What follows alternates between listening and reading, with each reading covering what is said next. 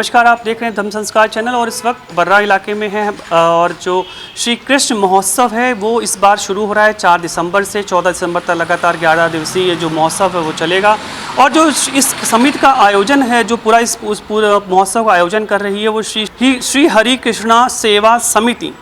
इसके जो पदाधिकारी हैं वो हमारे साथ मौजूद हैं, हम उनसे बात करेंगे और जानने की कोशिश करेंगे कि पूरा महोत्सव में जो 11 दिवसीय महोत्सव उसमें क्या क्या होने जा रहा है। हमारे साथ मुख्य संरक्षक दिनेश पांडे जी मौजूद हैं, शुरुआत उनसे करते हैं और जानते हैं जो 11 दिन का जो महोत्सव उसकी शुरुआत कैसे होगी और कब क्या क्या कार्यक्रम होंगे। पहला दिन उसमें क्या क्या कार्यक्रम आयोजित होंगे? उसमें सबसे पहले भूमि पूजन का कार्यक्रम, कन्या पूजन, आचार पूजन और इसके बाद जो है 51 बुजुर्गों का सम्मान समिति के मुख्य संरक्षक श्री अजय कपूर जी के द्वारा किया जाएगा।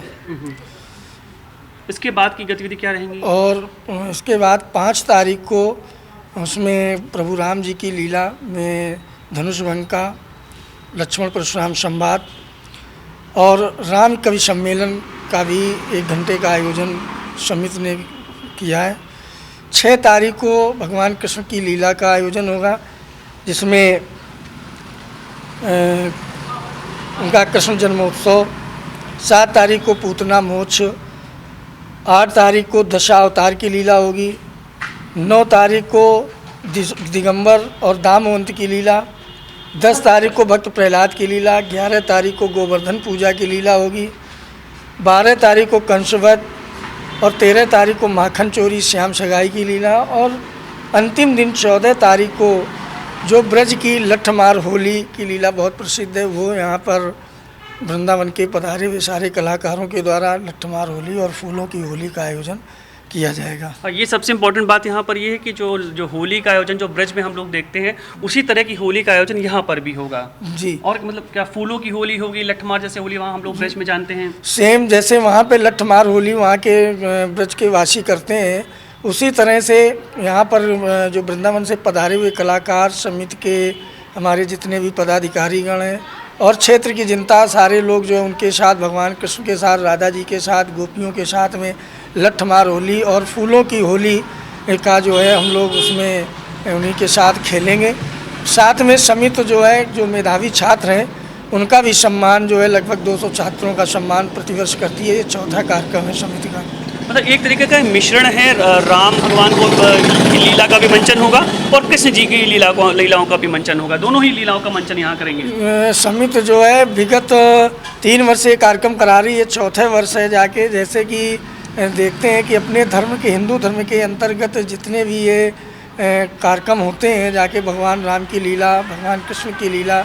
के आयोजन लगभग धीरे धीरे समाप्ति की ओर जा रहे हैं। कलाकार भी अब ख़त्म हो रहे हैं, वो कलाकार भी नहीं बचे जो पहले हुआ करते थे। और तो ये हम लोगों ने विचार किया कि क्यों ना भगवान राम की लीला का भी रसास्वादन कराया जाए और साथ में भगवान कृष्ण की लीला, क्योंकि यहाँ कहीं आयोजन ना होता नहीं है कृष्ण की लीला का, तो हम लोगों ने समिति के जितने भी पदाधिकारी हैं सब ने विचार विमर्श किया कि हिंदू धर्म को जागृत करने के लिए साथ में इन लीलाओं का जब आयोजन होगा, इससे आने वाली जो पीढ़ी है उसके अंदर भी जो है ये संस्कार पैदा होंगे और इस धर्म को, हिंदू धर्म को आगे बढ़ाने के लिए जो है वो तत्पर रहेंगे। भाई साहब, अपना नाम बताइए और ये जो बुजुर्गों का और जो मेधावी छात्रों का सम्मान करने का जो फैसला किया है समिति ने, इसका क्या दायरा तय किया गया, किस तरह के बुजुर्गों को और किस तरह के मेधावी छात्रों को सम्मानित करेंगे? मेरा नाम संजीव मिश्रा है। जो बुजुर्ग रिटायर्ड हैं, जो बुजुर्ग समाज सेवा करते रहे हैं, जो समाज में सरकारी नौकरियों में थे, समाज में काम करते रहे हैं, उनको 60 साल के ऊपर हैं, उन लोगों को हम लोग सम्मान करेंगे और उन लोगों को समाज में योगदान के लिए उनको सम्मानित किया जाएगा। बुजुर्गों की बात होगी, छात्रों को किस तरह से? छात्र जो मेधावी छात्र हैं, जिनके 60% से ऊपर मार्क्स आए हैं, जो हाई स्कूल इंटर में जो पिछले साल 21 में हुई है, जो 21 में हुई है, उसमें 60% से ऊपर मार्क्स आए हैं, उन बच्चों को चयनित करके और उन बच्चों को सम्मानित करने। हम लोग घर घर जा के सब पर्चे लोगों को दे रहे हैं और होल्डिंग बैनर के माध्यम से भी प्रचार किया और आपके चैनल के माध्यम से भी क्षेत्रीय जनता को आमंत्रित करते हैं कि ये भगवान के कार्य में आके अपना हिस्सा जरूर आएँ और आके वहाँ पे रासलीला देखें आके। और पंडित जी, एक बार आप भी वो जगह बताइए जिस जगह पर पूरा आयोजन हो रहा है। धर्म संस्कार चैनल के माध्यम से मैं निवेदन करता हूँ समस्त क्षेत्रीय जनता का, कानपुर नगर वासियों का, कि बर्रा 8 आज़ाद पार्क सब्जी मंडी में भगवान प्रभु की लीला एक दिन, इसके बाद 9 दिन की लीला भगवान कृष्ण की हो रही है। वृंदावन से पधारे हुए कलाकार हैं सारे लोग, जिसमें से बहुत ही समिति का सहयोग हमारे मुख्य संरक्षक अजय कपूर जी